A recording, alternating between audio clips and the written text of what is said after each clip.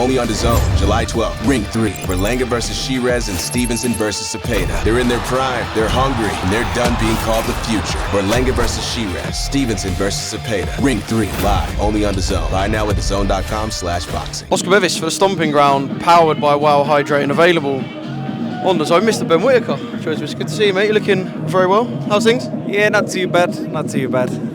Not too bad. You've just been on the stage with Tyson Fury, Roy Jones Jr., Derek Chisora. Some serious names up on that stage. Derek. There's a couple more than Derek. No, I mean, man said Derek. So it is. It's because Derek makes the biggest impression on that stage. That's true. Great fighters, great champions. You had like Danny Jacobs, Leon Edwards from the MMA. So good people to be around, really. Hopefully get to something that they did. Yeah, I spoke to Danny earlier, and the Miracle Man, one of the best stories in the sport. Right, I didn't get to speak to you after your rematch victory over Liam Cameron. How sweet did that feel? It was one of those. It was more annoying, if anything, because I knew I should have done that in the first fight, but it's good to just get it done, get the victory, get the TKO, knockout, whatever you want to call it, and just move on with my career, really. That was it. Yeah. Was there a bit of a weight off the shoulders, though? Because, like you said, you should have done that first time round, and you said that many a time, but there was an outpouring of emotion after the fight, at the post-fight press conference. Yeah. So was a little weight lifted? Yeah, it was a little weight lifted in the fact is, you know, a lot of people got a lot of things to say, but I like the fact that that happened because it's kind of matured me in a sense where people's opinions and things like that don't influence me no more. So it kind of happened at the right time. And if I needed it to happen in my career, I'd rather it then than later. So it was good. Would you call that period from the first fight to dominating the rematch, is that the biggest change you've had in your sporting life, would you say? Yeah, just as a man, even? Yeah, I'd say like the come up I had was crazy. Then it went a big dip. And then I come back to where I am now. So for me, it's you just have to take it while it comes. Take the highs, take the lows, and in those you learn from both parts. So for me, it's been a great time. I'm in the gym now. I'm just waiting for the next date. And I know Andy was saying that he's got a Brummie Traveller on his hands. You're one of them now. Yeah, man. He was obviously, like you were saying, a massive influence in just making you what you were for that rematch. That's it. To be fair, like Andy said, we should have done that in the first fight. So if anything, in the camp, we're just going over what we should be doing and what we're supposed to do in the first fight. And like you said, it's bittersweet because it was good build up and this and that. But if I did that, no one would have talked about it. But it's part of boxing, I suppose. You have these ups and downs, and it kind of made the fight bigger than it's supposed to be. So I was quite happy.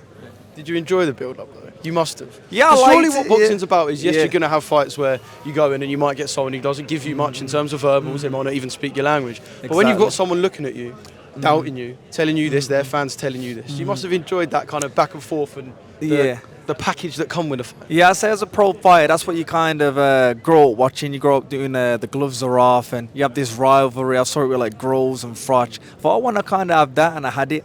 And it was a good time to be in, to be fair. I liked it. It was people doubting, people saying I will win, I won't win. But for me, it's part of the game, and I got the win, and we move on. Can I just talk about the reception that you got in Birmingham that night? Because there was quite a few jeers when you walked out. Is that something you expected? Because, okay, Liam Cameron had fans in the arena, but we were in your hometown, your manor. So, well, all I know is it's sold out, man. So that's what you want to do. If they come out and cheer, if they come out and boo, they bought the tickets, we put on a show. But for me, it kind of, I stood backstage, and Troy Deeney was there actually when I started booing. I looked at him and I laughed. I went, watch this.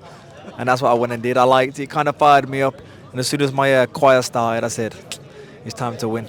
That was a serious ring walk, by the way. Yeah, I was listening to them warm their voices up backstage, and I had goosebumps then. So when you walked out, I have to say, it was one of the... Did you put the thought in? Did you like choreograph the parts that you wanted for that? Yeah, so I did it. You know, I do all my ring walks. So for that one, I thought, this Easter Sunday, I'm a Christian. It's perfect sense. So we actually went for a Kanye song, but what Kanye's doing right now, they wouldn't let that happen. So they did their own little... Understandable. They did their own little mix, and it worked perfect. It was a perfect way to end the Easter Sunday. Yeah, and a perfect performance on Easter Sunday. Exactly. Just one more on this before we move on to bigger and newer things. You said one thing in the press conference that really stuck with me. You said, if you was on that side, stay on that side. Yeah. Is that a message to people who were perhaps not even just Team Liam Cameron, people who had said things after Riyadh about you that no matter what happens now, moving on in your career, you picked your side, and I don't want to see you now. Is that how it is? Yeah, like, you know, boxing's very fickle. Even like I saw an interview with Liam Cameron, and a lot of people's gone quiet on him now, which is sad. You know, there's all behind him, there's all wanting him to do this and that. I beat him. His phone's gone a bit quiet now, and it's a sad reality of sport, especially boxing. But me, I think that's what makes me good and it makes me better than most. I take everything personal. So I saw a lot of people saying a lot of stuff, and when they see me in real life, they don't say it. But for me, it's stay on that side, man. And when I become a world champion, you can shake my hand and smile, but stay on that side. And that's how it will be till the end of my career.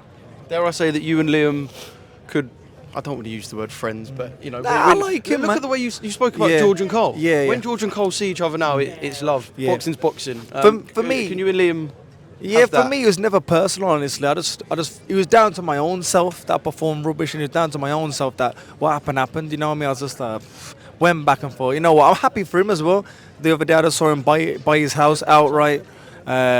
He's getting more opportunities, and he's getting paydays that he didn't get. So for me to be able to be a part of that, I'm happy. I didn't want it to go the way it did, of course, but you just look at the story. It's changed his life. It changed a bit of my life. We have a laugh and a joke about Instagram now. But if the shoe was on the other foot, would it be like that as well? You know, I mean, if he beat me, he'd probably still be mocking me. So for me, I just take it with a bit of salt. But at the end of the day, I'm happy for him and we can move on. Do you think he'd beat Darren Till in a Misfits fight? I'd hope so, because he looks bad on me.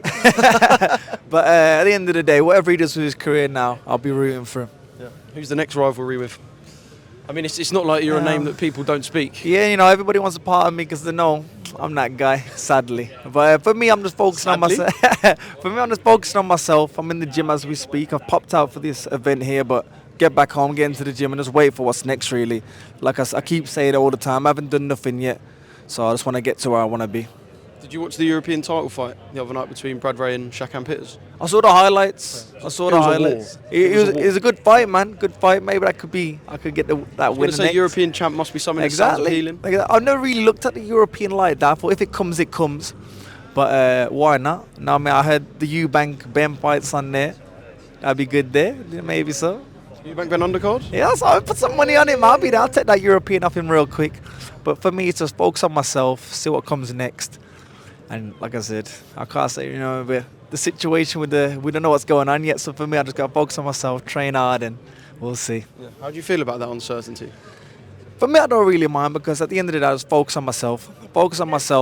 I'm going back and forth with Andy. I'm training with him. So for me, it's give me the phone call, I'm ready. But I'd like to know what's happening soon.